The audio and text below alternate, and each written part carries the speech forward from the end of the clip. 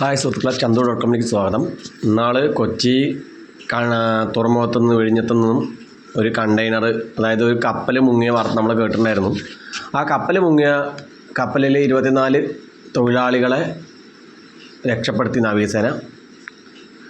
അതിൽ കപ്പൽ മുങ്ങിയപ്പോൾ ഒരുപാട് കണ്ടെയ്നറുകൾ എണ്ണയോട് കൂടിയിട്ടും ഒരുപാട് ഡേഞ്ചറസ് ആയിട്ടുള്ള വസ്തുക്കളുമായിട്ട് കണ്ടെയ്നറുകൾ കടലിൽ പെട്ടിട്ടുണ്ടായിരുന്നു. 648 കണ്ടെയ്നറുകളാണ് കടലിൽ കുടുങ്ങിപ്പോയത്.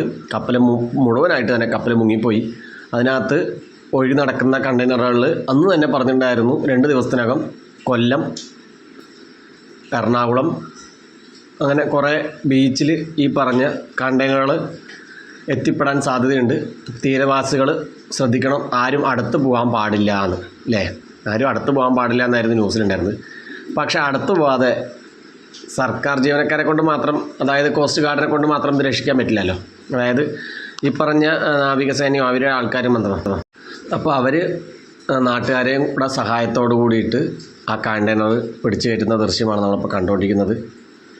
ഒരു വലിയ കണ്ടെയ്നർ, 3 ട്രക്കുകളാണത്. 3 ട്രക്കിനെയാണ് കണക്ഷൻ ചെയ്തിരിക്കണം. 3 ട്രക്കിൻ്റെ താഴത്തെ ബോൾട്ടിങ് ഇല്ലേ, അത് വെച്ച് നമ്മൾ കണ്ടിട്ടുണ്ടാവും ഈ വലിയ ലോറിയിൽ കൊണ്ടുപോകണത്. അപ്പോൾ ഇതെല്ലാം പാടെ വെച്ചിട്ടൊരു ബോൾട്ട് ചെയ്യണം. അപ്പോൾ വീണപ്പോൾ മറിഞ്ഞു പോകുമ്പോൾ ബാലൻസ് തെറ്റിയിട്ട് 3 എണ്ണം അങ്ങനെ 2 എണ്ണം വെച്ച് പിരിഞ്ഞാണോ, അത് 3 എണ്ണമാണ്, 3 പീസാണത് കാണുന്നത്. ഒരാൾ അതിൻ്റെ മേലെ കയറിയിരിക്കുന്നുണ്ട്. ഈ 3 പീസാണ് AC ഒക്കെ ഉള്ള കണ്ടെയ്നർ. അതിനകത്ത് എന്താ സാധനങ്ങളൊന്നും അറിയില്ല, അതൊക്കെ ഇനി നമുക്ക് പതുക്കെ അറിയാൻ പറ്റുള്ളൂ.